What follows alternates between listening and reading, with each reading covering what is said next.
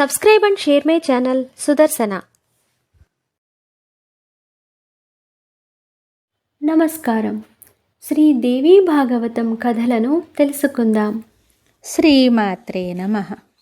శ్రీ గురుభ్యో నమః. శ్రీమద్దేవి భాగవతము 6వ స్కందము. లక్ష్మీపుత్రుడగు ఏకవీరుని చరిత్ర.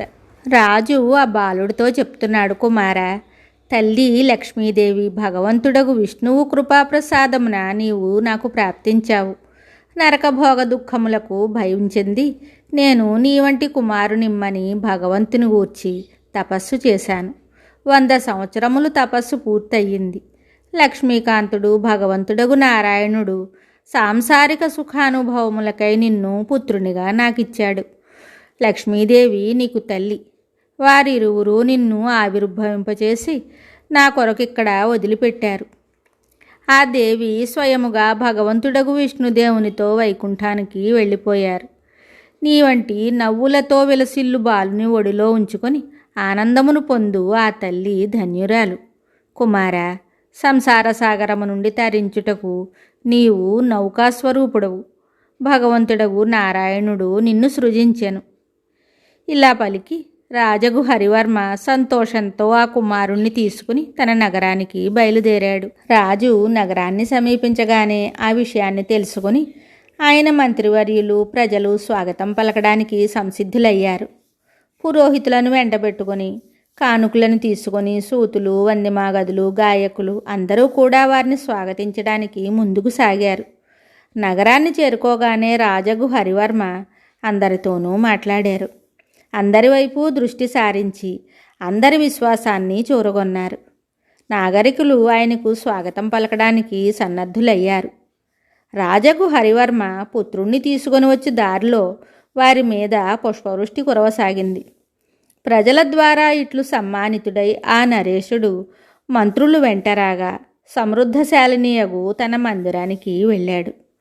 ఆనందంతో ఆ పుత్రుణ్ణి చేతులందుంచుకొని రాణికి సమర్పించాడు. అప్పుడే పుట్టిన కుమారుని కాంతి కామదేవునితో సమానంగా ఉంది. మహారాజగు హరివర్మ పట్టపురాణి మిగుల సాధ్వీమణి. ఆమె ఆ అభినవ మన్మథుని ఒడిలో పెట్టుకుని రాజుతో ఇలా అంది, మహారాజా, కామదేవునితో సమానమైన సౌందర్యము కలవాడు, ఉత్తమ జన్మను పొందిన పుత్రుడు నీకెట్లు ప్రాప్తించెను?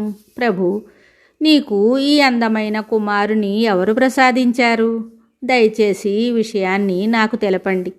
ఈ బాలుని చూసి నేను పారవస్యాన్ని చెందుతున్నాను. అప్పుడు రాజు మిక్కిలి ప్రసన్నతతో రాణితో చెప్తున్నాడు, ప్రియురాల, భగవంతుడగు శ్రీ లక్ష్మీనారాయణులు నాకు ఈ పుత్రుని ప్రసాదించారు. లోలాక్షి, మహాలక్ష్మీ సంపన్నుడైన ఈ పుత్రుని తల్లి సాక్షాత్తు భగవతి లక్ష్మీదేవి. భగవంతుడగు విష్ణువు వంశతో ఇతడు ప్రకటితుడయ్యాడు. రాణి ఆ బాలకుని తీసుకుని ఆనందమగ్నురాలయ్యను. రాజు మిక్కిలి వైభవముగా పుత్రోత్సవమును జరిపించాడు. యాచకులకు అనేక దానాలనిచ్చారు. మంగళవాద్యములు మ్రోగాయి, పాటలు ఆలపించారు. ఈ ఉత్సవమును జరిపి రాజగు హరివర్మ ఆ పుత్రునకు ఏకవీరుడని పేరు పెట్టారు. మహారాజగు హరివర్మ ఇంద్ర సమాన పరాక్రమవంతుడు విష్ణుదేవుని వంటి గుణములు గల పుత్రుని పొందిన అతని మనస్సునకు అపార హర్షము, ఎంతో సంతోషం కలిగింది. ఇప్పుడు పితృరుణము నుండి ముక్తుడై ఆనందముగా కాలం గడుపసాగాడు. ఇట్లు దేవాధిదేవుడు భగవంతుడగు నారాయణుని వలన సర్వగుణ సంపన్నుడైన పుత్రుని రాజగు హరివర్మ పొందాడు. ఆ మహారాజు హరివర్మ ఇంద్రునకు సాటి వచ్చు పరాక్రమవంతుడు.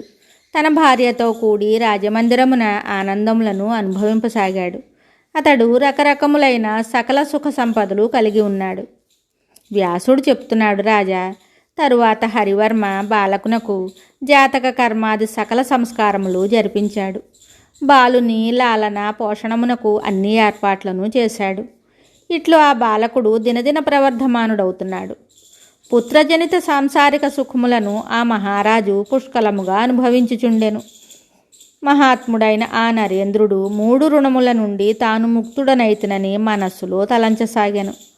6వ మాసమున బాలునకు శాస్త్రోక్తముగా అన్నప్రాసనము జరిగెను. 3వ సంవత్సరమున కేశఖండన మహోత్సవము జరిగెను. ప్రతి సంస్కారమునందు బ్రాహ్మణులను రాజు విరివిగా పూజించెను. వారికి వివిధములైన ధనములను ఇవ్వబడెను, గోదానము చేయబడెను. వివిధ దానములతో యాచకులు కూడా తృప్తి చెందారు. 11వ సంవత్సరమున రాజు బాలకునకు యజ్ఞోపవీత సంస్కారాన్ని చేశారు. ధనుర్వేదమును చదివించుటకు ఏర్పాట్లను చేశారు. రాజకుమారుడు ధనుర్విద్యా పారంగతుడయ్యనని, రాజధర్మములన్నీ అన్ని విధములా అవగతము చేసుకొనని తన కుమారుని యందు రాజునకు చాలా విశ్వాసం కలిగింది. రాజు తన కుమారునకు పట్టాభిషేకము చేయవలనని అనుకున్నాడు. పుష్కర్క యోగమున మిగుల భక్తి శ్రద్ధలతో అభిషేక సామగ్రి అంతైను సమకూర్చబడింది. సకల శాస్త్ర పారంగతులు, వేదజ్ఞులైన బ్రాహ్మణులు పిలువబడ్డారు. ఇట్లు ఆ నరేంద్రుడు రాజకుమారునకు విధి విధానముగా పట్టాభిషేక మహోత్సవాన్ని జరిపించాడు. ఆ శుభ సమయమున స్వయముగా మహారాజు పుణ్యతీర్థముల నుండి, సముద్రము నుండి జలాన్ని తెప్పించి రాజకుమారునకు అభిషేకం చేయించాడు. బ్రాహ్మణులకు దక్షిణలిచ్చిన తరువాత రాజకుమారుని సింహాసనమున కూర్చునబెట్టుటకు ఏర్పాట్లు చేశారు. ఇట్లు ఏకవీరుని రాజుగా చేసి యోగ్యులైన మంత్రులను నియమించి మహారాజు హరివర్మ రాణితో కూడి వనాలకు వెళ్ళిపోయాడు. వారు ఇంద్రియముల మీద సంపూర్ణ అధికారాన్ని పొందారు. మైనాక పర్వత శిఖరమునందు వారి వానప్రస్థాశ్రమము గడవసాగింది. వారు అడవి అందలి ఆకులను, ఫలములను తింటూ నిరంతరము భగవంతుడగు శంకరుని ఆరాధించుటయందు నిరతులయ్యారు. ఇట్లు రాణితో కూడి రాజు దినచర్య గడుస్తోంది. ప్రారబ్ధ కర్మ పూర్తి కాగా పాంచభౌతిక శరీరమును విడిచారు. తమ శుభకర్మల ప్రభావమున వారు స్వర్గానికి వెళ్ళారు. తండ్రి స్వర్గస్థుడయ్యనని తెలిసి హైహయుడు ఏకవీరుడు వైదిక విధానముననుసరించి వారికి ఊర్ధ్వైహిక క్రియలను సంపన్నము చేశారు. తరువాత మేధావియగు రాకుమారుడు తండ్రి నుండి తనకు సంక్రమించిన రాజ్యమును ఏలసాగాడు. ఆయన మిగుల ధర్మజ్ఞుడు. సర్వోత్కృష్ట రాజ్యమునకు అధికారి అయినందున సకల భోగములు అతనికి సులభములయ్యాయి. మంత్రిమండలి అతని శాసనములను భక్తి శ్రద్ధలతో పాలించుచుండెను. మిగతా కథ తరువాయి భాగంలో తెలుసుకుందాము. శుభం. శ్రీ దేవీ భాగవతం తరువాయి భాగంలో మళ్ళీ కలుద్దాం. నమస్కారం. Subscribe and share my channel Sudarshana.